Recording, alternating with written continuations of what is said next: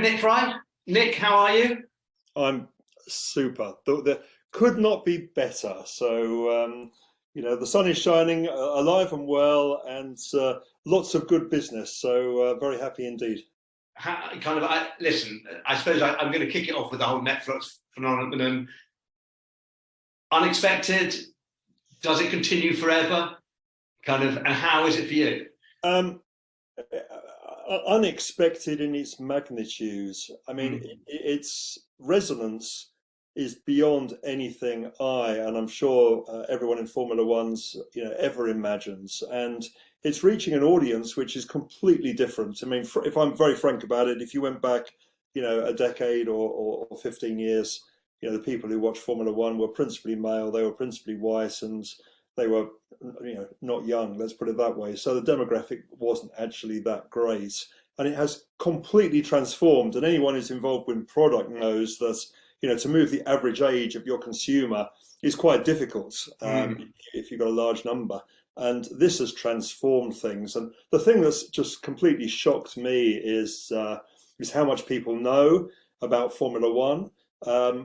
The breadth of age groups, from very young people, kids who probably weren't very interested previously, a lot of female interest, and being frank about it, a number of fit young drivers kind of helps the situation, and interest in the US, unbelievable. Firms and companies that you wouldn't expect. I normally speak to a lot of technology companies, and the breadth now is everything you can possibly imagine because people love Formula One. And I think that the beauty of Formula One is football is great, and I'm a great football fan, but this is, technology, and it's huge amounts of money going on, things which are really cutting edge. It's huge groups of people having to work together, a couple of thousand people in a Formula One team, and you've got to get the best out of them. So I think people are seeing that, it's got a lot of parallels with their own businesses. But let me ask, because obviously you've led some of the most successful motorsport teams, and you've been at the helm of them, and we're talking off camera beforehand about leadership. And I think what interests me about, again, what we were saying beforehand, is Netflix. It's the rawness of the whole thing, and the fact that it is unscripted and it's un-PR'd to some extent. As the leader of these, does it not fill you with dread of the fact you're losing control, and that element of I remember doing Speaker's Corner, and I tried to run away from it, but I am a bit of a control freak, which you have to do sometimes in leadership in order to get stuff ahead. You are letting yourself hang out there to dry.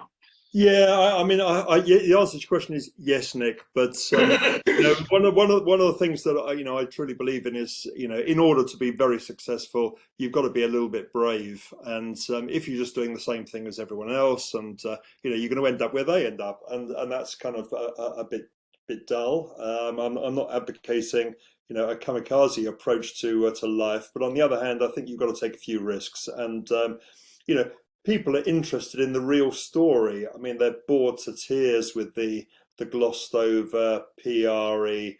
Is tell it like it is. And one of the things I try and kind of get over in the talks I give is exactly that. You've got to be a little bit brave. You've got to get a little bit outside your comfort zone. And to me, the thing I always ask is, look, what's the worst that can happen? And if the worst that can reasonably happen is containable, then give it a go. And my attitude is, and this is really to do with delegation, is I try and draw a box for people of, this is the box you can operate in. And clearly there are some things which are completely unacceptable. So clearly they're outside the box. But my attitude is, that's where I'd like you to operate. If you want to go outside of that, that's fine as well, but let's kind of have a quick chat about it. But I am a control freak when I know things aren't going quite right. The thing I believe is that if people are given a very clear objective, if they're given the boundaries of what they can do, then great people do not want other people looking over their shoulder the whole time saying, what are you going to do? But on the other hand, you've got to be accessible. If they need help, then they want you there straight away to give them a bit of advice. So, I mean, I think the beauty to me of business in general is that, and even Formula One, is there's no magic there, but a lot of things are very obvious, but they're obviously quite difficult because most people don't do them. But being a little bit brave and, as I say, when I say get outside your comfort zone, if your comfort zone is here, don't go off the page because, things probably will go wrong. But if the juxtaposition is kind of here and here and, the gap is not too bad, then, my view is give it a go. And I think that's what Formula One have done, is give it a go. And they've had problems in that, Netflix from time to time has rearranged the storyline so things are a little out of context, which, has certainly upset a number of the drivers. But, these things happen, and then you nudge it back in and away you go. And from your perspective, having kind of worked at the likes of Ford, Aston Martin, and obviously McLaren, when you go in, can you automatically see kind of the culture and understanding whether or not people do feel they can tread their own path to some extent, or is it something that you can only find out over time? No, I think, especially with a bit of experience, you get a feel for it pretty quickly. Like in the first few days, and I'm a strong believer in the fact that if you go into a new job, you've got 90 days to make a material difference. I mean, I think after 3 or 4 months, you become part of the furniture, and if you haven't made an impact by then probably you're never going to do it because you're going to become part of the problem. And I remember at Ford, I took over a very huge multi-billion car program, and it was in terrible shape. And very shortly after taking it over, I had to present to the board, and the guy who was in charge at the time, who was a guy called Red Poling, who was notorious in the car industry, real tough cookie, just looked at me and said, "How long have you been inside in the job?" And I said, a month or whatever it was.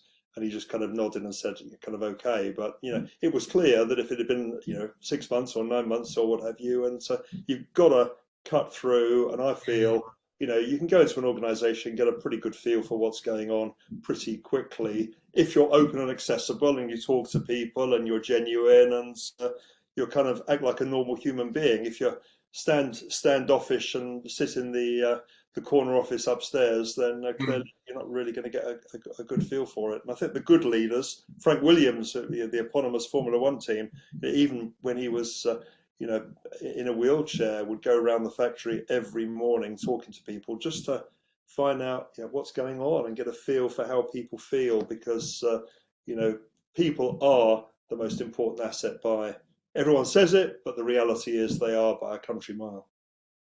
Nick, on that point, thank you so much for your time. It's been lovely speaking to you, and look forward to catching up soon. My great pleasure. Great to talk.